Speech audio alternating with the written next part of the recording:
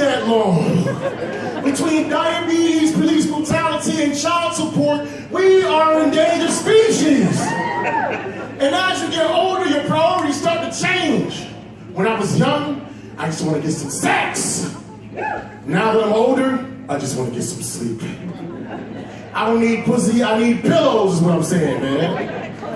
You get strange injuries when you get older too, man. I had a dream. I had the game-winning shot. Kobe! Then I woke up with a torn ACL. I'm not taking bubble baths, I'm taking ice baths. Using Bengay like it's lotion. I go on my day smelling hospital bed fresh. But I realized I was getting old when I realized I really do enjoy the taste of a pastrami Reuben. For those that don't know, that's an old school sandwich with the old school ingredients. It comes with Swiss cheese, Thousand Island, sauerkraut, that's convalescent cuisine. I have it every Thursday at 4 p.m. with a tapioca pudding in a yoo-hoo. While watching the Golden Girls, I think Blanche is beautiful. And if they could bring her back to life, I would make her my boo-boo. Boom, boom, boom, boom. Thank you for being a friend. Help me out now. Travel around the world and you're beautiful. Your heart is true. You're a and a for. Give it up yourself. The church sounds wonderful. Blanche was beautiful. She's the reason why I only date older women. I'm not talking about 10 years older. I'm talking about AARP. Because older ladies got to figure out. Cook for you, they clean for you, they have Alzheimer's so you forget they cheat on them. You don't gotta remember their birthday because they don't remember their birthday. I want to date a lady so old if I get her pregnant by accident, she will give birth to a college graduate. That baby go from maternity to fraternity immediately. Summa cum baby. I like older women so much I don't even like tight vagina no more. I like loose coochie. I like bombed out punani. I like my coochie to look like a catcher's mitt from the 1920s that's been through about 3 or 4 World Series that can only take the fastball. Because that's the only one I be fucking, man. Fast and Furious, Vin Diesel, Tyrese, The Rock. Rest in peace, Paul Walker. Speaking of sex, fellas, we fucking up. Fellas, we are messing up. We are having a hard time pleasing the ladies. I read this statistic, right? And it said that women only orgasm 30% of the time. 3 out of 10 times with men. You know what I thought to myself when I heard that? Those some Hall of Fame baseball numbers, man. She got that Pete Rose pussy, that Cooperstown coochie. They need to hang up panties in the rafters and throw that Hall of Fame jacket over her shoulders like James Brown. This is a man's word. Women complain that they only come 3 out of 10 times. You know what that tells me? They're not fucking enough, man. 10 times equals 3, 20 times equals 6, 30 times equals 9. If you want to bust more, bust that coochie more, you'll have more orgasms. It's a numbers game, baby. Women complain that men don't make them come, but they seem to conveniently forget that men invented 99.9% of all sex toys, including dildos. So the next time you're having sex with your man, and it inevitably fails, and you have to reach for that toy as a backup plan, just remember, we made that for y'all. We know our limitations.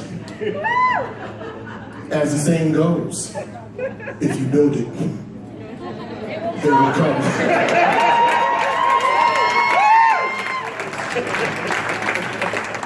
I'm gonna leave you out with this. I had sex in like 2 months, right? So I started getting like real desperate. And I hopped on one of those swingers websites. And I wound up having a threesome with a 65-year-old couple, man. It was a cuckold situation, right? But the dude wanted to be involved too much. It was like less cuck and more old. You know, and she had like red hair, but it was like a little like Reba McEntire, but her hair was like real thin. It's almost like a planet's atmosphere where you can see the surface because the clouds are so thin. She had like really, really nice breast implants, but her skin was so thin, you could see the breast implant move around, like the titty bag was moving around her rib cage. You could almost make out the seams inside the titty bag. And she was real old, so like when we had sex, she was real rigor mortis-y. She was like, she was like fucking real slow, and it was kind of turning me off. So I had to do the Ron Jeremy. I had to hold it back my penis to give myself a false erection, just to guide myself in. Now, there's a rule to threesomes. I think Mo talked about it earlier, but Patrice O'Neal called it a train when it's like two guys and one girl. And basically, if you're doing a train, you have to stay as far away from the dude as possible. So if I'm hitting the back, front of back, you get head, vice versa. For some reason, this motherfucker wanted to be right next to me while I'm doing the Ron Jeremy, and his fingers, he was playing with the pussy, his fingers was like mad close to my penis, almost kind of, it was kind of the Sistine Chapel. Remember the Sistine Chapel? Michelangelo, the creation of Adam. It's almost like you want to create homosexuality in me. That shit almost made me gay. That shit was crazy. That's not even the crazy part though. Because young women, right, when y'all get wet, it's like a river. It's flowing. It's, you know what I'm saying? It's like flowing and everything. She was like an older lady. She was like malnourished with her hydration. So when she got like wet, it was like blue cheese. It was like blue cheese. I was like, it's real, like Olive Garden. What the fuck is going on, man? The husband was like, baby, do you have a yeast infection? And she's like, no, I don't. He's good, he can fuck me. And I was horny, so I believed her, so I still hit it. Plus, I smelled chlamydia before, so I knew it wasn't that. That's not even the crazy part, though. I kept hearing her boop. I kept hearing her boop. And she's like, hey, you gotta check my levels. So this motherfucker hops up, and it's like a cell phone and a nightstand, and he's like, he's pushing some codes. I'm like, what the fuck is going on? And this bitch got EKG on Bluetooth. Apparently, she was a diabetic, right? So she lifts up her bloomers, and she has this like miniature iPhone infused inside her abdomen. So she like punches a code. The levels is good. So I kept fucking her this like robotic bitch. But that's not the crazy part though. So she getting real dry, like the blue cheese running out and shit. They don't have that in the walk-in cooler. She's like, I need some lube. So I go to grab the lube off the shiffer roll, right? This motherfucker, the husband, intercepts the lube, grabs my wrist and squirts that shit in my hand. I'm like, this is the most ridiculous situation I've ever been in my entire life. But this is the most hospitable host I've ever seen.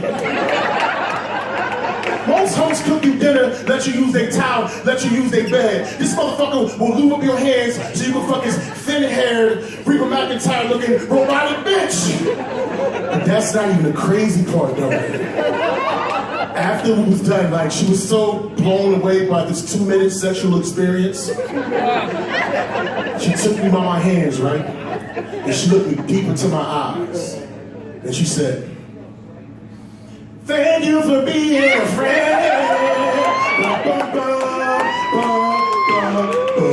And that's my time. Hashtag.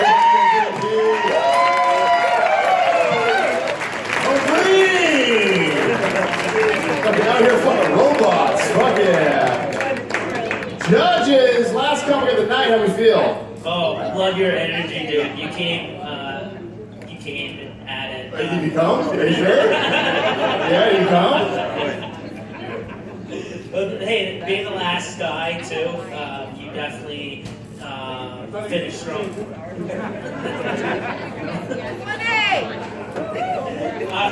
I love the shirt, dude. So represent.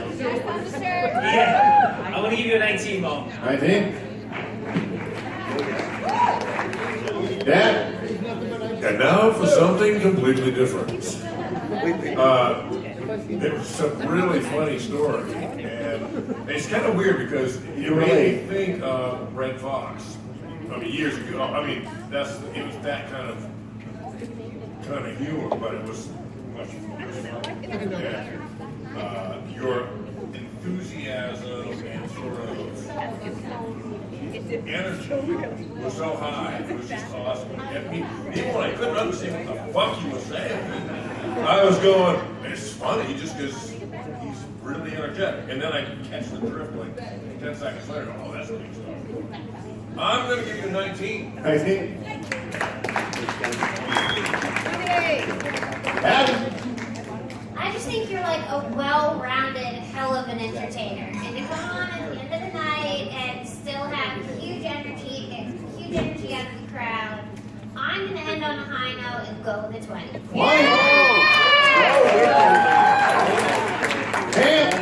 Yeah, Mo, I love that Reuben joke. That was funny.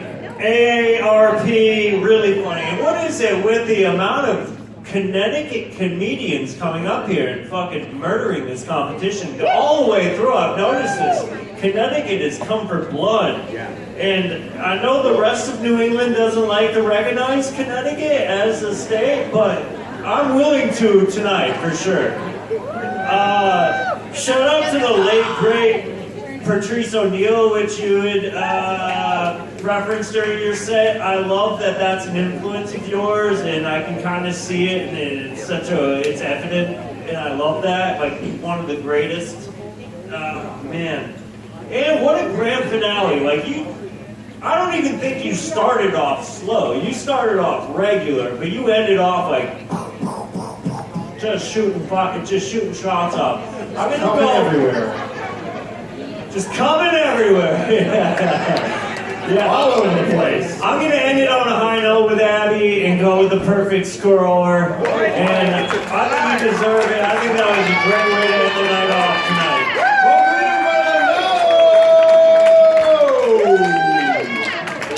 So, that was our last meeting of the evening. Everyone should have a ballot. If you do not have a ballot, I fucked up and I missed you. There are ballots at the bar. There are writing limits at the bar, and you put your ballot in the bar, in the tub at the bar. In 15 minutes, we will come back and we will let you know who won the signed bottle of cognac and $1,000. You guys, who